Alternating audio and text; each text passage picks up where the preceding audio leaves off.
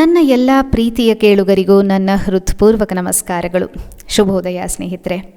ಮನಸ್ಸಿನ 108 ಪ್ರಶ್ನೆಗಳಿಗೆ ಉತ್ತರ ಈ ಮಾಲಿಕೆಯಲ್ಲಿ ನೀವು ಕೇಳ್ತಾ ಬಂದಿದ್ದೀರಿ.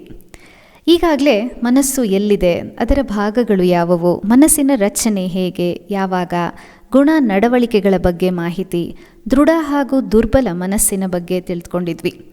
ಏಕಾಗ್ರತೆ, ಧ್ಯಾನ, ಯೋಗ ಇವೆಲ್ಲದರ ಪರಿಣಾಮ ಮನಸ್ಸಿನ ಮೇಲೆ ಹೇಗೆ, ಹೆಚ್ಚು ಬುದ್ಧಿವಂತರಾಗಲು ಏನು ಮಾಡಬಹುದು, ಅತೀ ಬುದ್ಧಿವಂತರು ಹೇಗಾಗ್ತಾರೆ, IQ ಎಂದರೇನು, ಇವೆಲ್ಲ ಕಳೆದ ಅಧ್ಯಾಯದಲ್ಲಿ ನಾವು ತಿಳಿದುಕೊಂಡಿದ್ವಿ. ಇದನ್ನು ಇನ್ನೂ ನೀವು ಕೇಳಿಲ್ಲವಾದರೆ ದಯವಿಟ್ಟು ಕೇಳಿ, ನಮ್ಮ ಚಾನಲ್ಗೆ ಮರೀದಿರ ಸಬ್ಸ್ಕ್ರೈಬ್ ಮಾಡಿ. ಇನ್ನು ಸಾಕಷ್ಟು ಮನಸ್ಸಿನ ಪ್ರಶ್ನೆಗಳಿವೆ. ಒಳ ಮನಸ್ಸು, ಸುಪ್ತ ಮನಸ್ಸು, ಎಳೆ ಮನಸ್ಸು, ಹುಸಿ ಮನಸ್ಸು, ಇವೆಲ್ಲ ನಮ್ಮ ಮನಸ್ಸುಗಳೇ. ಈ ಎಲ್ಲ ಮನಸ್ಸಿನ ಪ್ರಶ್ನೆಗಳನ್ನು ಕೇಳುವುದಕ್ಕೆ ಮನಸ್ಸು ಮಾಡಿ, ಅದರೊಟ್ಟಿಗೆ ಬೇರೆಯವರಿಗೂ ಶೇರ್ ಮಾಡಲಿಕ್ಕೆ ಮನಸ್ಸು ಮಾಡಿ. ಆಮೇಲೆ ನಿಮ್ಮ ಅನಿಸಿಕೆ, ನಿಮ್ಮ ಮನಸ್ಸಿನ ಆಳದಿಂದ ಸಂತೋಷವಾಯಿತಾ, ನಿಮ್ಮ ಮನಸ್ಸಿನ ಭಾವನೆಗಳ ಬಗ್ಗೆ ಕಮೆಂಟ್ಸ್ಗಳ ಮೂಲಕ ನನ್ನೊಂದಿಗೆ ಹಂಚ್ಕೊಳ್ಳಿ. ಇನ್ನು ನಮ್ಮ ಮನಸ್ಸಿನ ಪಯಣ ಈ 2ನೇ ಅಧ್ಯಾಯದೊಂದಿಗೆ ನಿಮ್ಮ ಮುಂದೆ ತೆರೆದುಕೊಳ್ಳಲಿದೆ. ಬನ್ನಿ, ಮನಸ್ಸಿನ ಆಳದಿಂದ ಮನಸ್ಸಿನ ಬಗ್ಗೆ ಮನಃಪೂರ್ವಕವಾಗಿ ತಿಳಿದುಕೊಳ್ಳೋಣ.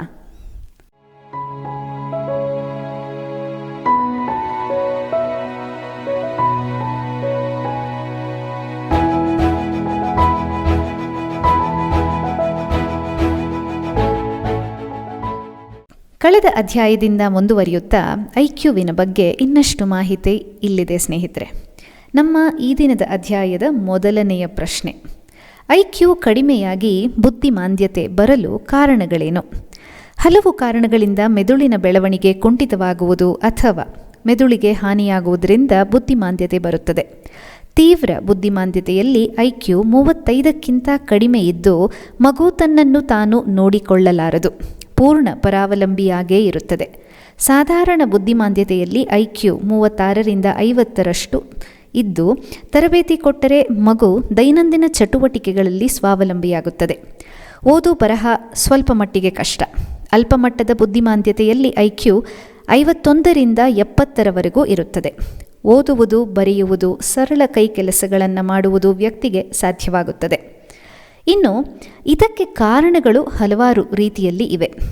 ಗರ್ಭಧಾರಣೆ ಅವಧಿಯ ಕಾರಣಗಳು ಎನ್ನುವುದಾಯಿತು ಅಂದರೆ ವಂಶವಾಹಿನಿ ವರ್ಣತಂತುಗಳಲ್ಲಿ ನ್ಯೂನತೆಗಳು, ಗರ್ಭಿಣಿ ಸ್ತ್ರೀಗೆ ಅಪೌಷ್ಟಿಕತೆ ಉಂಟಾಗುವುದು, ಆಕೆಗೆ ಗರ್ಭಧಾರಣೆಯ ಮೊದಲು 3 ತಿಂಗಳಲ್ಲಿ ವೈರಸ್ ಸೋಂಕು ರೋಗ ಬರುವುದು, ಫ್ಲೂ, ದಡಾರ, ಚಿಕ್ಕಮ್ಮ, ಮೆದುಳು ಜ್ವರ, ಜಾಂಡೀಸ್, ಆಕೆಗೆ ಸಿಹಿ ಮೂತ್ರ ರೋಗ, ಲೈಂಗಿಕ ರೋಗವಾದ ಸಿಫಿಲಿಸ್ ಇದ್ದು ಅದಕ್ಕೆ ಸರಿಯಾದ ಚಿಕಿತ್ಸೆಯನ್ನು ಪಡೆಯದಿರುವುದು, ಗರ್ಭಿಣಿ ಧೂಮಪಾನ, ಮದ್ಯಪಾನದ ಚಟಕ್ಕೆ ಒಳಗಾಗಿರುವುದು, ವೈದ್ಯರ ಮಾರ್ಗದರ್ಶನವಿಲ್ಲದ ಜೀವಿ ರೋಧಕ ಇತ್ಯಾದಿ ಔಷಧಗಳನ್ನು ಸೇವಿಸುವುದು ಇತ್ಯಾದಿ. ಇನ್ನು ಹೆರಿಗೆ ಸಮಯದ ಕಾರಣಗಳು ಎನ್ನುವುದಾಯಿತು ಅಂದರೆ ಯಾವುದೇ ಕಾರಣದಿಂದ ಹೆರಿಗೆ ನಿಧಾನವಾಗಿ ಕಷ್ಟವಾದರೆ, ಮಗು ಜನನ ದ್ವಾರದಲ್ಲಿ ಸಿಕ್ಕಿ ಹಾಕಿಕೊಂಡು ಹೊರ ಬರಲಾಗದಿದ್ದರೆ, ಸುಸ್ತಾಗಿ ಹುಟ್ಟಿದ ಕೂಡಲೇ 10 ಶ್ವಾಸಕೋಶಗಳು ಕೆಲಸ ಮಾಡಲು ಸಾಧ್ಯವಿಲ್ಲವಾದರೆ ಮಗುವಿನ ಮೆದುಳಿಗೆ ಹಾನಿಯಾಗುತ್ತದೆ. ಇನ್ನು ಹೆರಿಗೆಯ ನಂತರದ ಕಾರಣಗಳು ಅನ್ನೋದಾಯಿತು ಅಂದರೆ ಬೆಳೆಯುವ ಮಗುವಿಗೆ ಪ್ರೋಟೀನ್, ವಿಟಮಿನ್, ಕಬ್ಬಿಣಾಂಶಗಳ ಕೊರತೆಯುಂಟಾದರೆ, ಪದೇ ಪದೇ ಫಿಟ್ಸ್ ಬರುತ್ತಿದ್ದರೆ, ಮೆದುಳು ಜ್ವರ ಉಂಟಾದರೆ, ತಲೆಗೆ ತೀವ್ರವಾಗಿ ಪೆಟ್ಟು ಬಿದ್ದರೆ, ಒಳ್ಳೆಯ ಪ್ರಚೋದಕ ಪರಿಸರ ಸಿಗದಿದ್ದರೆ ಮಗು ಬುದ್ಧಿಮಾಂದ್ಯತೆಗೆ ಈಡಾಗುತ್ತದೆ. ಇನ್ನು ಮುಂದಿನ ಪ್ರಶ್ನೆ, ಬುದ್ಧಿಮಾಂದ್ಯತೆ ವಂಶಪಾರಂಪರ್ಯವೇ ಎನ್ನುವುದು. ಇದಕ್ಕೆ ಉತ್ತರ ಇಲ್ಲಿದೆ. ಕೆಲವು ಪ್ರಕರಣಗಳಲ್ಲಿ ಬುದ್ಧಿಮಾಂದ್ಯತೆ ವಂಶಪಾರಂಪರ್ಯವಾಗಿ ಬರುತ್ತದೆ. ವಂಶವಾಹಿನಿಗಳಲ್ಲಿ ವರ್ಣತಂತುಗಳಲ್ಲಿ ನ್ಯೂನತೆಗಳು ಕೆಲವು ಕುಟುಂಬಗಳಲ್ಲಿ ಒಂದು ತಲೆಮಾರಿನಿಂದ ಮತ್ತೊಂದು ತಲೆಮಾರಿಗೆ ವರ್ಗಾಯಿಸಲ್ಪಡುತ್ತವೆ. ಉದಾಹರಣೆಗೆ ಸಣ್ಣ ತಲೆ ಮೆದುಳು ಅಂದರೆ ಮೈಕ್ರೋಸೆಫಲಿ, ಚಿಕ್ಕ ವಯಸ್ಸಿನ ತಾಯಂದಿರಿಗೆ ಹುಟ್ಟುವ ಮಕ್ಕಳ 21ನೇ ವರ್ಣತಂತುವಿನಲ್ಲಿ ವ್ಯತ್ಯಾಸವಿರುವ ಡೌನ್ ಸಿಂಡ್ರೋಮ್ ಅಂದರೆ ಈ ಮಕ್ಕಳಿಗೆ ಮಂಗೋಲಿಯನ್ ಬುಡಕಟ್ಟಿನವರಂತೆ ಸಣ್ಣ ಕಣ್ಣು, ಮೊಂಡ ಮೂಗು, ದುಂಡು ಮುಖ, ದೊಡ್ಡ ಕಿವಿಗಳಿರುತ್ತವೆ. ನಮ್ಮ ದೇಶದಲ್ಲಿ ರಕ್ತ ಸಂಬಂಧಿಗಳಲ್ಲಿ ಅಂದರೆ ಅಕ್ಕನ ಮಗಳು, ಸೋದರ ಮಾವ ಮದುವೆ ಕಂಡುಬರುತ್ತದೆ. ಈಗಾಗಲೇ ವಂಶಿಕ ನ್ಯೂನತೆ ಒಂದು ಕುಟುಂಬದಲ್ಲಿದ್ದರೆ ಅಂತಹ ಕುಟುಂಬದವರು ರಕ್ತ ಸಂಬಂಧದಲ್ಲಿ ಮದುವೆಯಾಗಬಾರದು. ಇದರ ಬಗ್ಗೆ ಹಲವು ಸಂಶೋಧನೆಗಳಾಗಿದ್ದು ಹಾಗಾಗಿ ಇದನ್ನು ಹೇಳಲಾಗುತ್ತದೆ. ಇನ್ನು ಇವತ್ತಿನ ಮುಂದಿನ ಪ್ರಶ್ನೆ, ಬುದ್ಧಿಮಾಂದ್ಯತೆಗೆ ಔಷಧಿ ಏನಾದರೂ ಇದೆಯೇ, ಚಿಕಿತ್ಸೆ ಏನಾದರೂ ಇದೆಯೇ? ಇದಕ್ಕೆ ಉತ್ತರ, ಬುದ್ಧಿಮಾಂದ್ಯತೆಗೆ ಔಷಧ ರೂಪದ ಚಿಕಿತ್ಸೆ ಇಲ್ಲ. ಏಕೆಂದರೆ ಮೆದುಳಿನ ಹಾನಿಯನ್ನು ಸರಿಪಡಿಸುವ, ಮೆದುಳಿನ ಬೆಳವಣಿಗೆಗೆ ನೆರವಾಗುವ, ನಂಬಿಕೆಗೆ ಅರ್ಹವಾದ ಔಷಧಿ ಲಭ್ಯವಿಲ್ಲ. ಬುದ್ಧಿಮಾಂದ್ಯ ಮಗುವಿಗೆ ಫಿಟ್ಸ್ ಬರುತ್ತಿದ್ದರೆ, ಅತಿಯಾದ ಚಟುವಟಿಕೆ ಇದ್ದರೆ, ಇತರ ಶಾರೀರಿಕ ಕಾಯಿಲೆಗಳಿದ್ದರೆ ಔಷಧೋಪಚಾರ ಬಹಳವಾಗಿ ಬೇಕಾಗುತ್ತದೆ. ಬುದ್ಧಿಮಾಂದ್ಯತೆಗೆ ಇರುವ ಏಕೈಕ ಚಿಕಿತ್ಸೆ ಎಂದರೆ ಮಗುವಿಗೆ ಹೆಚ್ಚು ಪ್ರಚೋದನೆಗಳಿರುವ ಪರಿಸರ ಹಾಗೂ ಮಗುವಿನ ಬುದ್ಧಿ ಸಾಮರ್ಥ್ಯಗಳನ್ನು ಬಳಸಿಕೊಂಡು ಅದಕ್ಕೆ ಸ್ವಾವಲಂಬಿಯಾಗಲು ತರಬೇತಿ ಕೊಡುವುದು. ಸಹನೆಯಿಂದ ಹಂತ ಹಂತವಾಗಿ ಮಾಡಿ ತೋರಿಸಿ, ಮಾಡಿಸಿ ಕಲಿಸಿದರೆ, ಅದು ಕಲಿತಾಗ ಬೆನ್ನು ತಟ್ಟಿ ಪ್ರೋತ್ಸಾಹಿಸಿದರೆ ಬುದ್ಧಿಮಾಂದ್ಯ ಮಕ್ಕಳು ಖಂಡಿತ ಉತ್ತಮವಾಗಿ ಸ್ವಾವಲಂಬಿಯಾಗಿ ಬದುಕಬಲ್ಲವು. ಇನ್ನು ಬುದ್ಧಿಮಾಂದ್ಯರಿಗೆ ಮದುವೆ ಮಾಡಬಹುದೇ ಎಂಬುದು ಮತ್ತೊಂದು ಪ್ರಶ್ನೆ. ತೀವ್ರ ಮತ್ತು ಸಾಧಾರಣ ಮಟ್ಟದ ಬುದ್ಧಿಮಾಂದ್ಯರಿಗೆ ಮದುವೆ ಮಾಡದಿರುವುದೇ ಒಳ್ಳೆಯದು. ಏಕೆಂದರೆ ದಾಂಪತ್ಯ ಜೀವನ, ಗರ್ಭಧಾರಣೆ, ಮಕ್ಕಳ ಲಾಲನೆ ಪಾಲನೆ ಇತ್ಯಾದಿ ಜವಾಬ್ದಾರಿಗಳನ್ನು ಅವರು ಹೊರಲಾರರು. ಅಲ್ಲದೆ ಅಂತಹ ವ್ಯಕ್ತಿಗಳನ್ನು ಮದುವೆಯಾಗಲು ಮುಂದೆ ಬರುವವರು ಹಣ ಆಸ್ತಿಯ ಆಸೆಗಾಗಿ ಮದುವೆ ಮಾಡಿಕೊಂಡು ಅನಂತರ ಬುದ್ಧಿಮಾಂದ್ಯರನ್ನು ತಿರಸ್ಕಾರದಿಂದ ನೋಡುತ್ತಾರೆ. ಅಲ್ಪಮಟ್ಟದ ಬುದ್ಧಿಮಾಂದ್ಯತೆ ಇದ್ದರೆ ಅಂತಹ ವ್ಯಕ್ತಿಯನ್ನು ಒಪ್ಪಿ ಹೊಂದಾಣಿಕೆಯಿಂದ ಜೀವನ ನಡೆಸಬಲ್ಲ ಸಂಗಾತಿ ಸಿಕ್ಕರೆ ಮದುವೆ ಮಾಡಲು ಅಡ್ಡಿಯಿಲ್ಲ. ಇನ್ನು ಬುದ್ಧಿಮಾಂದ್ಯರಿಗೆ ಸರ್ಕಾರದಿಂದ ಏನಾದರೂ ವಿಶೇಷ ಸಹಾಯ ಉಂಟೆ ಎಂಬುದು ಮತ್ತೊಂದು ಪ್ರಶ್ನೆ. ಬಡವರಾದ ತಂದೆ ತಾಯಿಗಳ ತೀವ್ರ ಬುದ್ಧಿಮಾಂದ್ಯ ಮಕ್ಕಳಿಗೆ ಸರ್ಕಾರ ಜೀವನ ಪರ್ಯಂತ ಸಹಾಯಧನವನ್ನು ನೀಡುತ್ತದೆ. ಅವರನ್ನು ಅಂಗವಿಕಲರ ಗುಂಪಿಗೆ ಸೇರಿಸಿ ಉದ್ಯೋಗದಲ್ಲೂ ಮೀಸಲಾತಿಯನ್ನು ವ್ಯವಸ್ಥೆ ಮಾಡಲಾಗಿದೆ. ಇನ್ನು ಬುದ್ಧಿಮಾಂದ್ಯರಿಗಾಗಿ ವಿಶೇಷ ಸಂಸ್ಥೆ, ಪಾಲನಾ ಗೃಹಗಳ ಅಗತ್ಯವಿದೆಯೇ ಎಂಬುದು ಮತ್ತೊಂದು ಪ್ರಶ್ನೆ. ಹೌದು, ಬುದ್ಧಿಮಾಂದ್ಯ ಮಕ್ಕಳನ್ನು ನೋಡಿಕೊಳ್ಳಲು ಅತ್ಯುತ್ತಮ ಸ್ಥಳವೆಂದರೆ ಅವರ ಮನೆ, ಅತ್ಯುತ್ತಮ ಪಾಲಕರೆಂದರೆ ತಂದೆ ತಾಯಿಗಳೇ. ಆದ್ದರಿಂದ ವಿಶೇಷ ಸಂಸ್ಥೆ, ಪಾಲನಾ ಗೃಹಗಳ ಅಗತ್ಯವಿಲ್ಲ. ಆದರೆ ಕೆಲವು ಕುಟುಂಬಗಳಲ್ಲಿ, ಅಂದರೆ ತಂದೆ ತಾಯಿ ಇಲ್ಲದೆ ಹೋದರೆ, ಅಥವಾ ತಂದೆ ತಾಯಿ ರೋಗಗ್ರಸ್ತರಾಗಿದ್ದರೆ, ಅಥವಾ ಇಬ್ಬರು ಉದ್ಯೋಗಿಗಳಾಗಿ ಬೇರೆ ಬೇರೆ ಸ್ಥಳಗಳಲ್ಲಿ ಕೆಲಸ ಮಾಡುತ್ತಿದ್ದರೆ ಬುದ್ಧಿಮಾಂದ್ಯ ಮಕ್ಕಳನ್ನು ನೋಡಿಕೊಳ್ಳುವ ಪಾಲನಾ ಗೃಹಗಳ ಅಗತ್ಯ ಬರುತ್ತದೆ.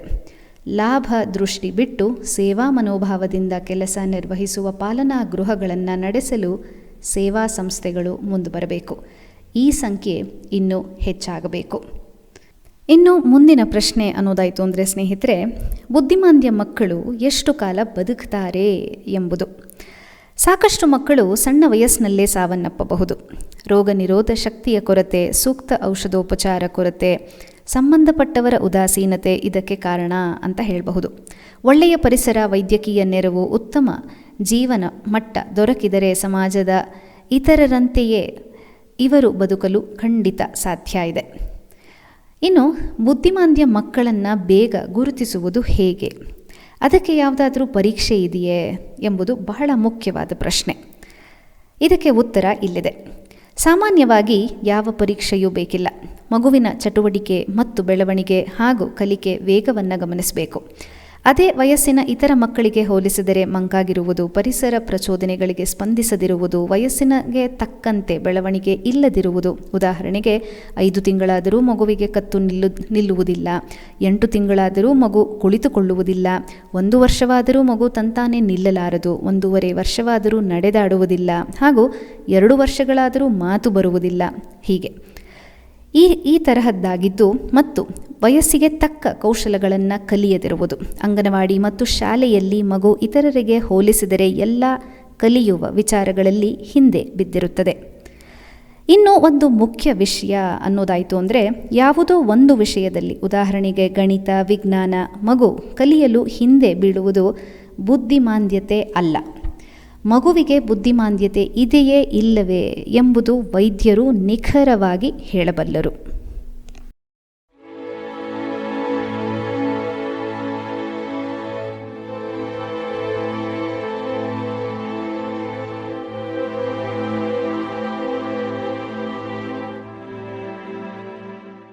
ಬುದ್ಧಿಮಾಂದ್ಯತೆಯ ಬಗ್ಗೆ ಸಾಕಷ್ಟು ಮಾಹಿತಿ ನಮಗೆ ತಲುಪ್ತು ಅಂದ್ಕೊಂಡಿದ್ದೀನಿ. ಈ ವಿಷಯದ ನಂತರ ನಮ್ಮ ಮುಂದಿನ ವಿಷಯ ಮರೆಯುವಿಕೆ. ಮರೆಯುವುದು ಒಂದು ಸೋಂಕೆ, ಇದು ನಮ್ಮ ಪ್ರಶ್ನೆ. ಇದರ ಬಗ್ಗೆ ಸ್ವಲ್ಪ ವಿಚಾರ ಮಾಡೋಣ. ಇಲ್ಲಿದೆ ನಮ್ಮ ಮುಂದಿನ ಪ್ರಶ್ನೆ. ನಾವು ಮರೆಯುವುದು ಏಕೆ? ಪಂಚೇಂದ್ರಿಯಗಳ ಮೂಲಕ ಮೆದುಳನ್ನು ಸೇರಿದ ಮಾಹಿತಿ ಮೆದುಳಿನ ನರಕೋಶಗಳಲ್ಲಿ ವಿದ್ಯುತ್ ಕಂಪನವನ್ನು ಉಂಟುಮಾಡಿ ದಾಖಲಾಗುತ್ತದೆ. ಮಾಹಿತಿ ಮುಖ್ಯವೋ ಅಮುಖ್ಯವೋ ಎಂದು ಮೆದುಳಿನ ಲಲಾಟ ಭಾಗ ನಿರ್ಧರಿಸುತ್ತದೆ. ಲಲಾಟ ಅಂತಂದರೆ ಹಣೆಯ ಭಾಗ. ಮಾಹಿತಿ ಅಮುಖ್ಯ ಎಂದಾದರೆ ಅದು ಮುದ್ರಣವಾಗುವುದಿಲ್ಲ. ಈ ಮಾಹಿತಿಗೆ ಏನು ಪ್ರತಿಕ್ರಿಯೆ ತೋರಿಸಬೇಕೋ ಅದನ್ನು ಪ್ರಕಟಿಸಿ ಮೆದುಳು ಮಾಹಿತಿಯನ್ನು ಮರೆಯುತ್ತದೆ. ಮಾಹಿತಿ ಮುಖ್ಯ ಎಂದಾದರೆ ಅಸೆಟೈಲ್ ಕೋಲಿನ್ ಎಂಬ ರಾಸಾಯನಿಕ ಬಳಸಿಕೊಂಡು ಮಾಹಿತಿ ನರಕೋಶಗಳಲ್ಲಿ ಮುದ್ರಣವಾಗುತ್ತದೆ. ಅನಂತರ ಇದು ನೆನಪಿನ ಸಂಗ್ರಹಕ್ಕೆ ವರ್ಗಾಯಿಸುತ್ತದೆ. ಅಂದರೆ ಲಾಂಗ್ ಟರ್ಮ್ ಮೆಮೊರಿ ಇಲ್ಲಿಗೆ ವರ್ಗಾಯಿಸಲ್ಪಡುತ್ತದೆ.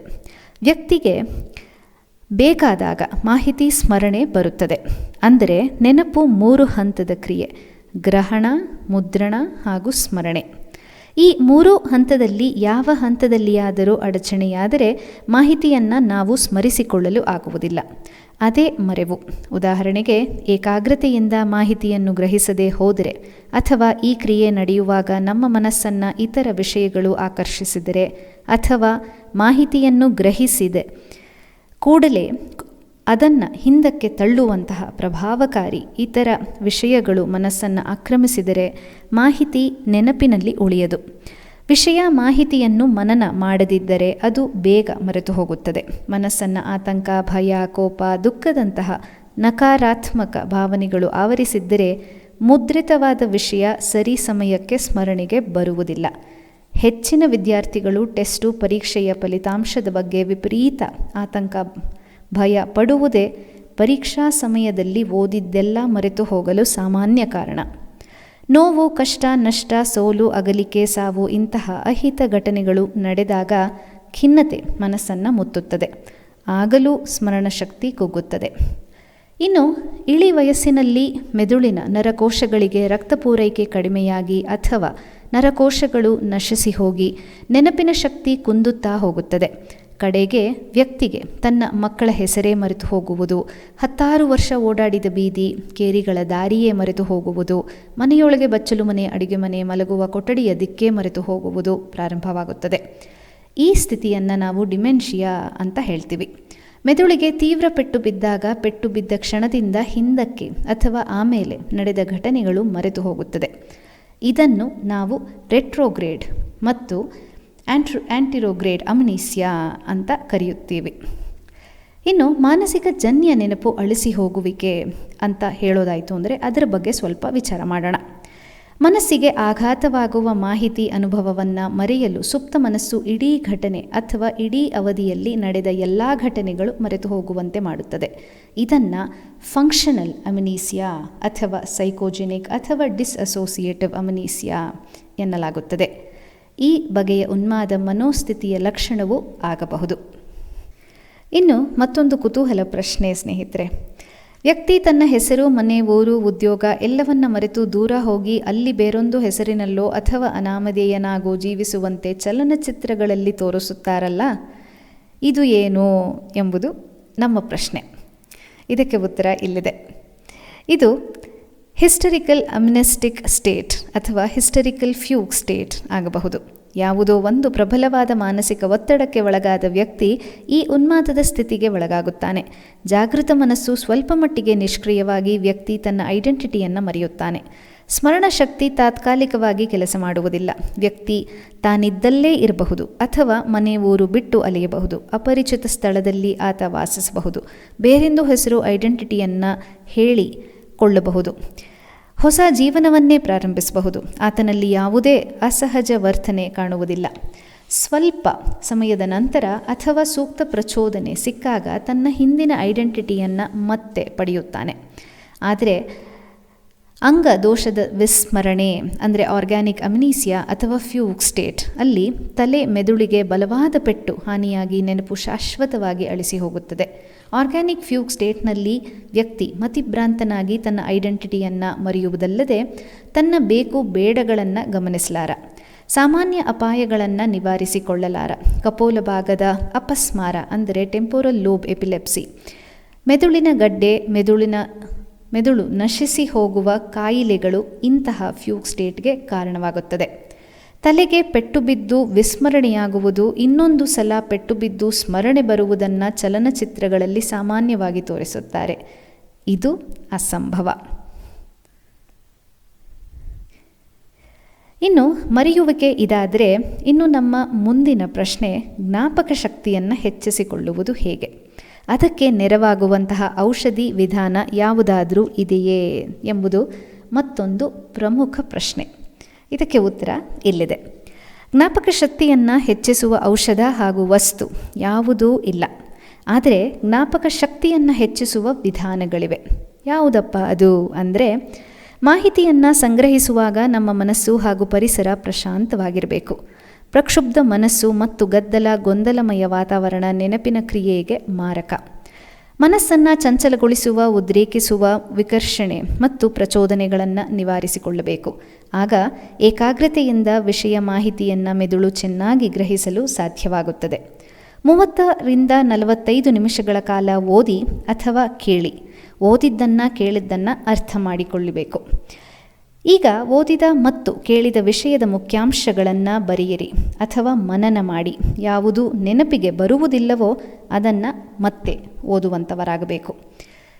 ಇನ್ನು 5 ನಿಮಿಷಗಳ ವಿಶ್ರಾಂತಿಯ ನಂತರ ಮತ್ತೆ 30ರಿಂದ 45 ನಿಮಿಷಗಳ ಕಾಲ ಕಲಿಯಬೇಕು. ಓದುವುದು, ಬರೆಯುವುದು, ಮನನ, ವಿಶ್ರಾಂತಿ ಮತ್ತು ಓದು ಬರೆಯುವುದರಿಂದ ಶ್ರಮವಾಗದೆ ಕಲಿಕೆ ಸಾಧ್ಯವಾಗುತ್ತದೆ. ನೀವು ಕಲಿತ ವಿಷಯಗಳ ಬಗ್ಗೆ ಸ್ನೇಹಿತರು ಮತ್ತು ಆಸಕ್ತರೊಂದಿಗೆ ಚರ್ಚಿಸಬಹುದು. ಒಂದು ದಿನಚರಿ ಇಟ್ಟು ಜೀವನದ ಅಥವಾ ನಿಮ್ಮ ಉದ್ಯೋಗದ, ವ್ಯವಹಾರದ ಮುಖ್ಯ ಘಟನೆ ವಿಷಯಗಳನ್ನು ಗುರುತು ಹಾಕುವ ಅಭ್ಯಾಸ ಮಾಡಿ. ಇದರಿಂದ ನಿಮ್ಮ ನೆನಪಿನ ಶಕ್ತಿ ಉತ್ತಮಗೊಳ್ಳುತ್ತದೆ.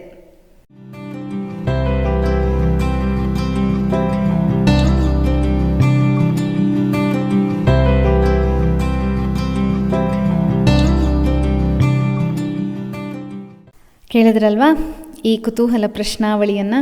ಇನ್ನು ಮುಂದಿನ ಅಧ್ಯಾಯದಲ್ಲಿ ಕೋಪ, ಸಿಟ್ಟು ಯಾಕೆ ಬರುತ್ತೆ, ಹತೋಟಿಯಲ್ಲಿ ಇಡಲಿಕ್ಕೆ ಅದು ಸಾಧ್ಯನಾ, ಆತಂಕ, ಭಯದ ಬಗ್ಗೆ ತಿಳಿಯೋಣ.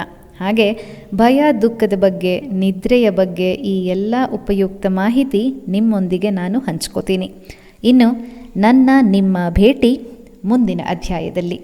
ನಮಸ್ಕಾರಗಳು.